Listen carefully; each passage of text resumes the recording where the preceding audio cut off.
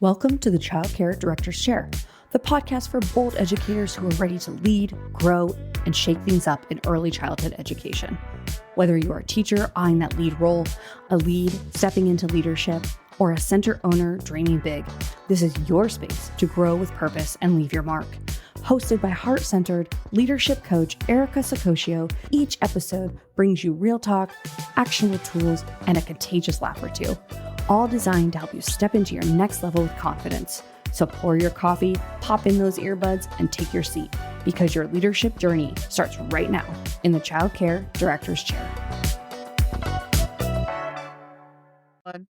Hey guys, it's your girl Erica Sacoccio here, and you are tuned in to the Child Care Director's Chair podcast.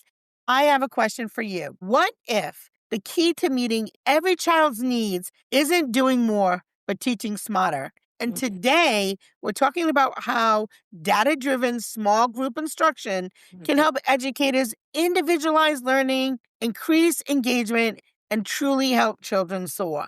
I am joined today with my friend, Miss Tangee. She has been on our show before. She is amazing. Welcome back to the show, Miss Tangee. Thank you so much for having me, Erica. Happy New Year to everybody. Happy New Year. So let's get into this, Tangee. Tell people a little bit about yourself. All right. Well, hello, world. I'm Miss Tangee. I'm the Toddler Tutor. I create early learning resources and experiences for children, ideally ages 2 to 5 years old. I've created a myriad of resources that go along with that, but the one I'm most proud of is the Early Learning Interactive Busy Book and the other supplemental resources that are definitely driven towards accomplishing great things in the early learning space for children. I have, oh my goodness, almost 20 years of experience right now, early education. I've been the kindergarten teacher, the first grade teacher, the second grade teacher, the reading specialist, and the academic curriculum coach for an elementary school. So I have run the gamut on how kids learn, what they need to learn, and how to best engage teachers on how to get the job done efficiently. So I'm just super happy to serve this community now as the toddler tutor full time. Entrepreneurship is wonderful, especially when you get to be in a space where you're really making an impact on children. And I'm just so blessed and happy to be here today with you. And I cannot wait to just continue to watch you grow. So I love the busy books. We use a busy book in my school. My grandson has it. We love Miss Tangee's busy book. So Thank you. yes, girl. Yes.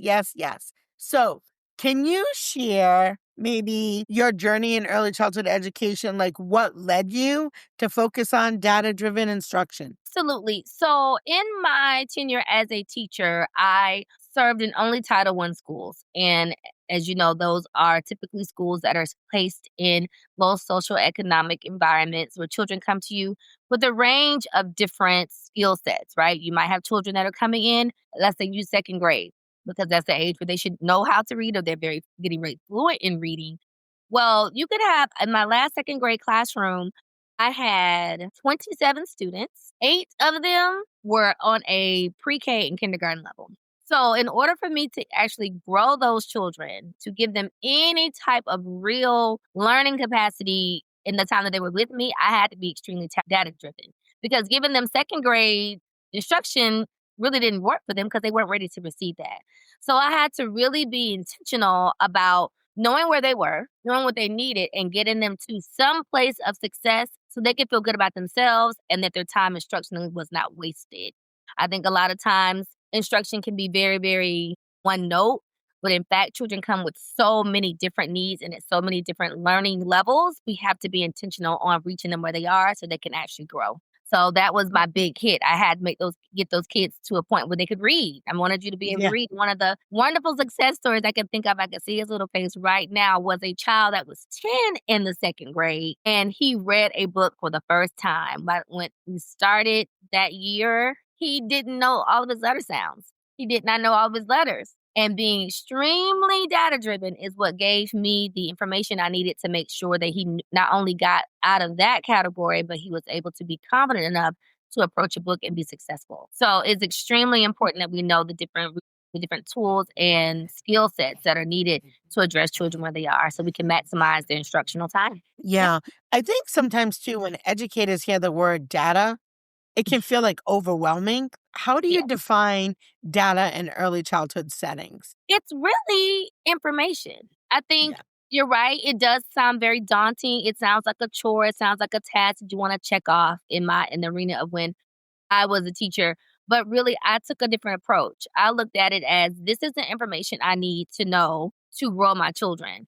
I wouldn't Mhm. be able to know what they learned unless I got a considerable amount of information about what they knew and what they didn't know. And I even put that culture into my classroom. I was like, listen, we got to look at our numbers, so we'll know. I let my children know what their data was. So they knew from one point to another that they grew or not. That gave me extreme buy-in with the children Mm. because they were then motivated. Say, I'm smart. I told them they were smart. Yeah. Since the moment they walked in, they're like, I'm smart, Miss T. She's like, I know you're smart. We got to get this going. We got to move I these. love that. I So love it was that. really just what I used to motivate myself and my students to really work harder in the classroom. And really, it's also about knowing how to use the data. A lot of times we give all these tests to kids and teachers, especially if they're new to the field, they don't know what to do with it. And Mhm. you're told your children at a certain level, and they're like, okay, that's fine, but what do I do with this? So if you don't have a real strategic method on how to disaggregate the data and know how to apply it into your everyday instruction, it does feel overwhelming. And I can understand that. But there are lots of ways to mitigate that. And hopefully I can help with that. So, Yeah. yeah. Yeah, I had a conversation with some of my staff because during, Christmas break, we're not really on break here, Hmm. but we have a lot of kids on vacation, which allows us to, I don't wanna say get caught up, I think it almost allows us to start the new year ahead and fresh and, Definitely. kinda, ready to go, so I was able to spend, like, 5 hours, which is a lot of time for me, 5 hours, like, not in a classroom with, my lead teachers, and we talked about curriculum instruction, anecdotal Yes. notes, talked about Yes. how we Yes. use that as we build the curriculum out because Hmm. it gives us that information that we need, Absolutely. um, to know what our kids need from us, where they're at and where we're going. Almost it Absolutely. could be like your roadmap, really, if you think It is. about it. It's your roadmap, It right? really It's is. a roadmap of where are we on our trip to Florida? What Yeah. road are we on? How are we getting there? Where do Yeah. we need to stop? Where do we need to refuel? All my summaries are always somehow me going to Florida. So um That's funny. so why is small group instruction such a powerful approach for supporting children's learning and development? Oh, wow. Gives you, well, one, if you have effective small group instruction, that means that you have really taken your data and eaten it alive. Like you've really looked at it. You've seen which children have similarities in their ability levels, which children need to be pushed versus need extreme mediation or just reteaching of a particular skill. So if you're taking your whole class and you're able to group them by ability level or skill level, that means you're going to be able to attack those skill levels and give those children explicitly what they need, which is very different across the board, right? Because in a typical classroom, I think I would have maybe 5 groups. There might be 4 to 5 kids in each group. So I had to really know what I had that data had to be very, very clear to me so I could figure out where they fell in those groups. From there, I could look at those children explicitly, like intentionally, and say, okay, today we're going to work on your short vowels because in my data, it shows that they didn't know those particular vowels or they didn't know that particular skill. So I was able to really hone in on what they knew and they could build off of each other versus being in a whole group situation where everybody needs so many different things. It gives you a targeted view on those students' needs and that particular skill, and you can really drive instruction in intentionally on that. And that's another, and even in small groups, you're gathering data. You're looking for them, how they're growing from day one to day 5. Let's say you're doing small groups every day. You can see more growth in a small group setting versus whole group because you know exactly what you're doing with the kids. You know what the deficiencies are, and you're able to really, really address them intentionally. So small groups are really important because you get a take you away from that bird's eye view and you get a very targeted view of what the children need and you can address their instructional needs.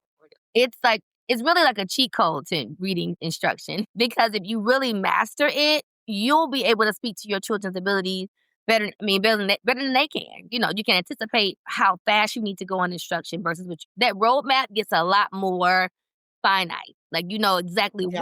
if you gotta stop, you know exactly which gas station you're going to on your route, or which hotel you're gonna go to, or which Chick-fil-A you're gonna go on, which exit. Yeah. That's how targeted and zoomed in you get to be on the children's academic level and that their mastery of that skill. And it's a lot better for the child in the long run because Yeah. they're maximizing your instructional time. You're not just sticking them in a group and giving them something random. You're giving them something that's explicit to what they need. And that's Yeah. a good payoff. Yeah. So we've used the word data kind of loosely here. What types of data are most useful for early childhood teachers, and Mhm. how can they collect it naturally during the day? Okay. I would say for early childhood teachers, I would say a lot. I think you hit the nail on the head a minute ago. A lot of observation and anecdotal notes. A lot of it is going to come from you observing children. A lot of it, of course, is going to come when you are in your small group situation. If you have let me go back.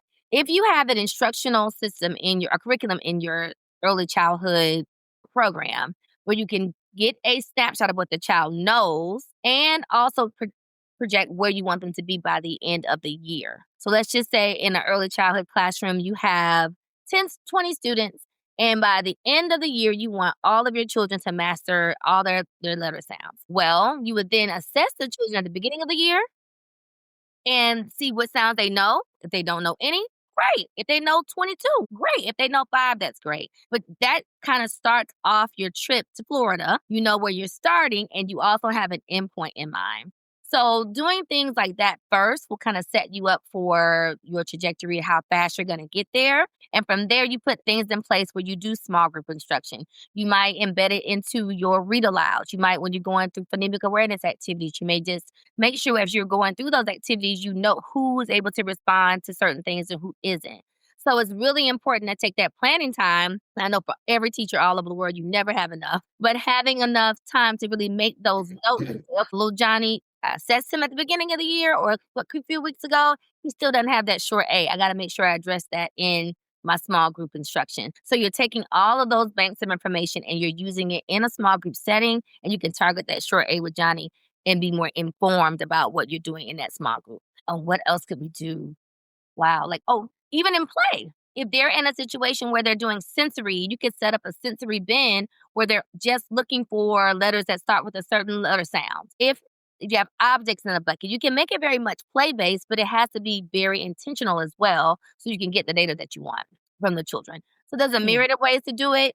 And if you want to make sure it's developmentally appropriate, I do not condone little children, especially as 3 and 4, sitting in front of a worksheet doing a whole lot of things. That's not how they learn best, and that's not how you get the most out of the learning experience, how they get the most out of their learning experience. So we have to be creative, but those anecdotal notes, observation, and those diagnostic assessments, perhaps at the beginning Mm. of the year, are a really good way to start that process. Yeah. Thanks so much. That's a lot of great information. Thank you. Yes, of course. What's one small step that educators can take right away to begin using data more effectively in their classrooms? I would say the one thing you can do immediately is reevaluate your mindset. Think about the why of what data really means in your classroom. And I know for early childhood teachers, it's like, what are we supposed to be looking for? But if you have a real drive, like what do you want your children to know when they leave your classroom? That will kind of guide you into thinking, so how do I make sure they get that way? How do I make sure they get there? And that will then give you a shift, preferably in your mindset of saying, if I know I want to get to this, if I want to get to Florida, I want the most efficient way to get there. I got to know what the tolls are. I got to know what the cost of the tolls are. I need to know every route possible to get me there efficiently. And so I don't waste gas. I want to know how to do that. So making sure your mindset you have a positive mindset around data so that you can really embrace any ebbs and flows that might come with it. Because if you're not used to going through data at this level, it can be daunting at first. However, when you start to see the children growing, when you start moving children out of a group, when you see them moving from skill to skill very quickly, and you see them really growing leaps and bounds with that intentionality, I think that kind of builds that muscle and it makes it more advantageous to do it. So I think that's the first thing, having a positive mindset about data. immediately, and that'll give you some real stretch in implementing it into your classroom. The other thing I want to say, Tangee, is in my experience, it doesn't just grow the children, it grows you as an educator. Yes, it does. Right? Because it isn't only data on the children that you're collecting. When you look at the data overall for your classroom, you also can see how you're doing as an instructor, right? And the more that you're engaged in fine-tuning your practice, the better you get, Yes. right? Even just having the words, right? And there are, you worked in a Title I school, so this was very standard to the practice of what you had to do. There's money tied to it, and there's certain benchmarks you had to make. But if you're in a program that isn't getting any state funded, isn't a Title I school, they may not even be talking about using data-driven practice, right? Or Mhm. how do I move a child from here to here to here, the step by steps and the benchmarks. So it's really important as an educator that you get yourself the PD and the supports Yes. and the resources that are needed to be that high level teacher. Mhm. Absolutely. So as we start to wrap up, what do you hope folks will get from your session that they'll walk away and be able to maybe implement right away after spending some time with you? Yeah, and I'm so excited to come. This is gonna be so exciting. But what I do want them to leave my session knowing is that having being highly motivated to really attack data is necessary. I believe it's a non-negotiable. And you're right, it does show those areas for you as a teacher that you need to So it's okay. It does stretch you as a teacher. It does. It does. It was doing data was so important to me that I started to get to school earlier to have more time with my students. It created a sense of urgency for me because I didn't want these children leaving my classroom where they started.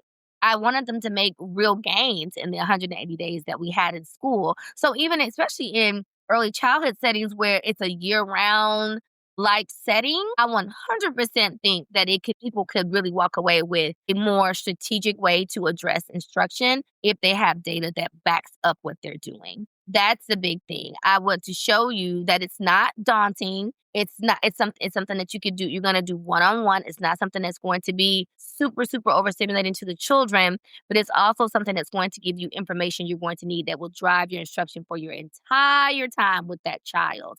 And once you see how easy it is, it's something that you can start to develop even it'll kind of take on a life of its own. Because even though children are starting at the same spot, they're not going to grow at the same rate. And that's where that real stretch is going to come into. It'll also be a really good tool when you walk into your class, your parent-teacher conferences. If I, as a parent, am able to hear from my teacher, hey, I'll use my baby as an example. Ava knows her alphabet, but she really needs to work on her sound. It gives you information to give the parent, so they'll have more buy-in at home on how to support their child as well.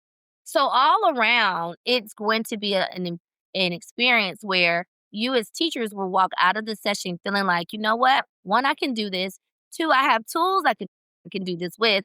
And I have options on resources that will support the assessment that I've been exposed to. And I can take them to my classroom and implement them right away. The one thing as a teacher, I could not stand, I didn't like being given a whole bunch of stuff and then I didn't know how to use it. I would walk into my classroom and there's boxes of materials and all these books. And I'm like, who has time to be looking through all this? I'm not doing that. And I would do what I was told to do, but eventually I defaulted back to the practices that worked. I would like to give you materials or expose you to materials and resources that you can implement immediately on the first day of school. And you'll be exposed to them at the conference. So I'm super excited to serve this community. I cannot wait to be a part of this community. And hopefully it's going to be a treat for everyone involved. Yeah, for sure. So guys, those of you who are listening, you need to join us at the Early Childhood Empowerment Conference happening May 7th, 8th, and 9th at the Crown Plaza in beautiful Warwick, Rhode Island. If you're looking for practical strategies to use data with purpose, strengthen your small group instruction, and better meet the needs of every child, you don't want to miss this session. So again, join us. The link is below. And as always, have a great day, and thanks for tuning in to the Child Care Director's Chair podcast. That's a wrap for this episode of the Child Care Director's Chair, where we believe leaders aren't born, they're grown. If something sparked for you today, Share it, shout it out, or pass it along to the next bold changemaker in childcare. Don't forget to subscribe, leave a review, and stay connected with Erica Sacosio for more real talk leadership tools and a whole lot of inspiration. Until next time, lead with heart, grow with fire, and always remember, the chair is yours. Now own it.